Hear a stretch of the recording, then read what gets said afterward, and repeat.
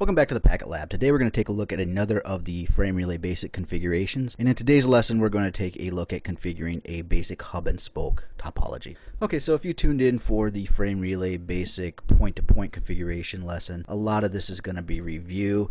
Bear with me, it does get, well, if not interesting, at least different when we get into the nuts and bolts of hub and spoke configuration. So anyways, the reason I have these simple configuration lessons is to A, break up the monotony of listening to me drone on and on about theory, and then B, to expose you to a baseline configuration, because especially in the case of hub and spoke configuration, what we go through today is not going to be your quote-unquote optimized configuration. It's not what you're going to actually encounter or design in the wild. And it's good to take a look at these basic configurations. And especially in the case of Frame Relay hub and spoke, there are some interesting aspects to this that you will design around when you're actually rolling this out into a real network. And it's good to take a look at this baseline configuration so that you can understand some of those complications and why your configuration needs to address these. Anyways, let's get started here. So as I mentioned in the topologies and design lesson, the hub and spoke network design really highlights some of the benefits of Frame Relay. Hub and spoke is basically a star topology where all traffic will traverse the hub. So you'll have a hub, which is generally going to be like a corporate headquarters, and then the spokes will be your remote offices. So to save money on equipment and circuits, you just have a connection from each spoke to the hub, and then the traffic from spoke to spoke will traverse the hub.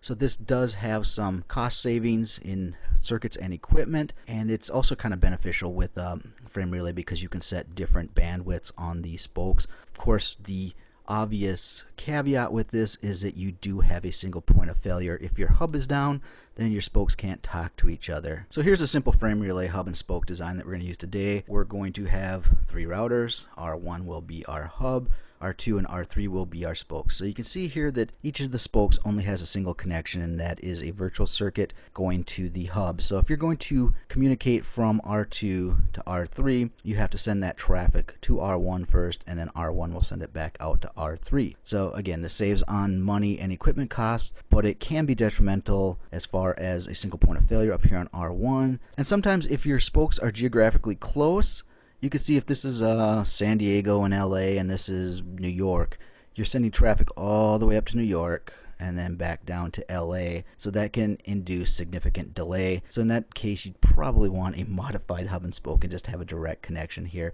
But those are all design considerations that you might run into when you're actually rolling this out in the real world. For those of you who watched the Frame Relay point-to-point configuration video, a lot of this will be review, bear with me. First thing you're going to want to do is you're going to want to set the encapsulation type on your interface to Frame Relay. By default, serial interfaces on a Cisco device are going to be set to HDLC. And you can verify that with a show interfaces and then specify your serial interface, and here you can see the encapsulation is HDLC. The command to set the encapsulation to Frame Relay is very simple. It's simply encapsulation Frame Relay. I make a note here that I do like to shut down the interface prior to making any encapsulation changes. I actually like to shut down the interface when I'm making almost any change. The reason is that you're not going to benefit by keeping it up. That's what she said. You're not going to benefit by keeping that interface up, because if you are changing encapsulation, previous encapsulation is going to fail. So if you had this set to HDLC and you had traffic running through there, the second that you set it to Frame Relay, that HDLC traffic is going to fail. So you might as well shut it down. Technically, you can keep the interface open and do this configuration, but you're just inviting Cisco iOS goofiness to come and bite you in the butt. So shut it down. So as soon as you set the encapsulation of Frame Relay, you will see the results of that on your interface. And you can see here we're still in configuration mode. The interface is still administratively shut down, so we haven't issued the no shut command to bring it back up, and I'm issuing the show interfaces 00/0. You can see now instead of HDLC, our encapsulation has been set to Frame Relay.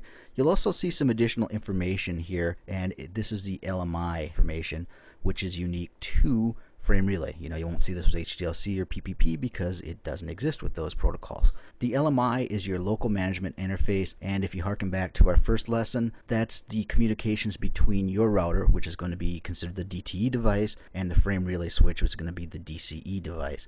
So this is the way that it knows that it's there. It's a keep alive mechanism. It also allows the Frame Relay switch to advertise DELCs to your DTE/router. So it's going to say I've got DELC 101, 102 available. So that's how you're able to see which local DELCs are available. The default LMI type on a Cisco device is going to be Cisco. Two important things about that. While that statement is technically true, it's not really operationally true, because although the default LMI type is going to be Cisco, actually by default Cisco uses this feature called LMI AutoSense. So there are three different types of LMI. There's Cisco, there's ANSI, and there's Q933A. Anyways, when you bring this interface up, when you do the no shut, the interface is going to send out one of each of those types. It's going to send out those three, and then the switch is going to receive these. Well, it's only going to respond to the one, actually the ones. We'll get into that in a different lesson on LMI. I don't want to cloud the waters here. Let's just assume it only speaks one form of LMI. So it's only going to respond to the LMI type that it actually is configured for. So let's say in this case it's ANSI. It's going to get the Cisco one and be like, I don't know what the hell you're talking about. It's going to get the 933A one. It's going to say, I still don't know what you're talking about. Then let's get the ANSI and say, hey, that's the language that I speak, and it will respond to that. The Cisco router will get that response and be like, oh, hey, you know what? This guy speaks ANSI. Let me go ahead and set this to ANSI. I said there was 2 points. I don't want to lose the second point. The second point is that Cisco LMI is not proprietary. It's not Cisco proprietary. It's actually the LMI type that was created by the Gang of Four, which included Cisco, Nortel, DEC. I can't remember the other one. Anyways, you can have a non-Cisco switch and it will be able to speak Cisco LMI type. So don't get mixed up with that. 99% of the time when you see Cisco, it is proprietary. In this case, it is not. And you can see here we are the DTE. The frame relay switch would be the DCE. Alright, so once you've got your encapsulation set, there are a couple of additional options you may need configured depending upon your network. You may need to set the LMI type to match that of the frame relay switch. Not really such a big deal anymore because frame relay on Cisco devices will use LMI AutoSense. I just kind of described that feature. It's going to send out one of each of these different types, and that's going to set the interface to use whichever type the frame relay switch responds to, because that's what it speaks. So a lot of times you're not going to have to set this, but just know that if you do need to set it, for troubleshooting, or say that they have some crazy ass switch that doesn't want to play with Cisco LMI AutoSense, you can manually set that. The second one is probably more important because there's actually two different types of frame relay encapsulation. There's Cisco and there's IETF. Now, when I talked about Cisco LMI type and I said that that was not Cisco proprietary, that is not the case with the frame relay encapsulation. That is Cisco proprietary.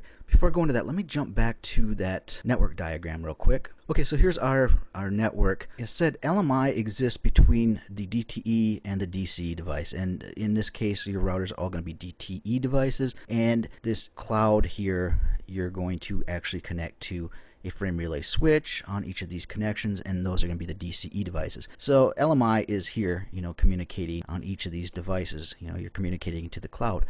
Now, frame relay encapsulation is an end-to-end connection. So while your LMI can come up, if you have set your frame relay encapsulation to Cisco, then you better hope that this guy on the other end is set his frame relay encapsulation to Cisco as well.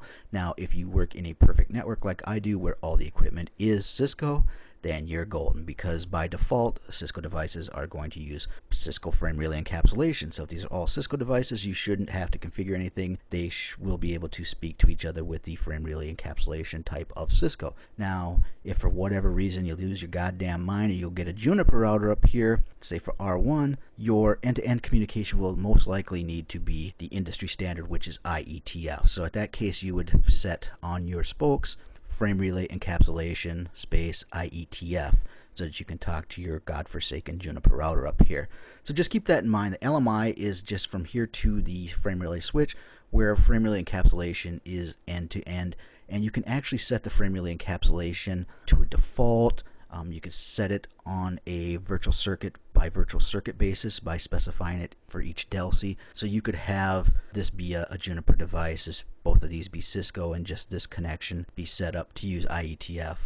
Anyways, let's get back into this. So like I said, you can set the encapsulation type by just typing encapsulation frame relay, and then if you hit enter, you're going to be using Cisco. If you want to use IETF, you have to go 4 letters further and type in IETF to set that. And this will probably be something that you would more likely run into in the wild than having to set the LMI type. Okay, this next step is to disable frame relay inverse ARP. There's going to be a separate lesson on frame relay inverse ARP This is optional. Today it's not going to be, it's going to be mandatory. We're not going to say much more about this other than in this lab today we're going to go ahead and disable that, and the way you do that is with the no frame relay inverse ARP command. And then finally you're going to want to apply your layer 3 address to the interface. We're going to be using IP, so you just use the IP address command with the IP address and then the subnet mask. Alright, and this final step is the step that confuses a lot of people because it is pretty unique to frame relay. Unlike Ethernet, frame relay does not have a true address resolution protocol, or ARP. We disabled the pseudo ARP feature when we disabled frame relay inverse ARP in the last step. So what that means is we need to manually map layer 3 addresses to the layer 2 addresses. In this case it's going to be IP addresses acting as our layer 3 address, and our layer 2 address will be the frame relay DELSI. And the command structure for that is frame relay map, and then the next bit you choose the layer 3 protocol. You can choose IP, IPX, AppleTalk, DECnet. There's a whole bunch of them. We're sticking with IP, so frame relay map IP. And here's the part where most people stumble. You're going to be mapping the remote IP address. So in this case we're on R1 and we're creating a layer 3 to layer 2 mapping for our connection to R2. So we're going to use R2's IP address, which is going to be the .2 address, and then we're going to map that to the local DELSI. So remote IP to local DELSI, and we'll discuss the broadcast command in just a bit here. First, let's jump back to our map. Okay, so what we're doing here is we're going from R1 to R2, and we need to create the mapping. So it's frame relay map IP because we're running IP, and then we're going to say to get to 10.1.123.2, I need you to go out DELSI. And this is where a lot of people get confused, because with Ethernet, if you were to have this be an Ethernet network, IP address is mapped to the remote node's MAC address, would be its layer 2. So if you did a show IP ARP with this IP address, this .2 IP address, it would be mapped to R2's MAC address. Frame relay is a little different beast here, because what you're telling the router is that to reach this next hop IP address of 10.1.123.2, I need you to go out this local DELSI, because if you're on R1, it has two choices. It can send traffic out DELSI 102 or DELSI 103. Since 102 goes to R2, you're going to say frame relay map IP, because we're running IP, 10.1.123.2, because that's the remote IP address, or you can think about the next hop IP address, and then you're going to say 102 for the local DELSI. And so that's saying to R1, it's like anytime you need to reach this IP address, go out this frame relay DELSI. Okay, here's that frame relay map statement broken down a little bit here. So it's frame relay map and then IP, because we're running IP as our layer 3 protocol, and then the remote, remember remote layer 3 IP address, which is going to be 10.1.12 in this case, and then the local DELSI. This is the part where most people get tripped up. They either map the local IP address. Usually it's not the IP address that throws them off. It's usually mapping it to the remote DELSI, because they start thinking stuff like Ethernet. And I mean, that logically that makes sense. You would think that that's what you would do, but you have to remember that DELSIs are locally significant only. So if you remember remote IP address, local DELSI, most of the time you'll be golden. And here's the broadcast statement. So frame relay does not pass on broadcast by default. So by adding this broadcast statement, you're enabling frame relay broadcast, kinda. You'll notice that it's called pseudo broadcast support.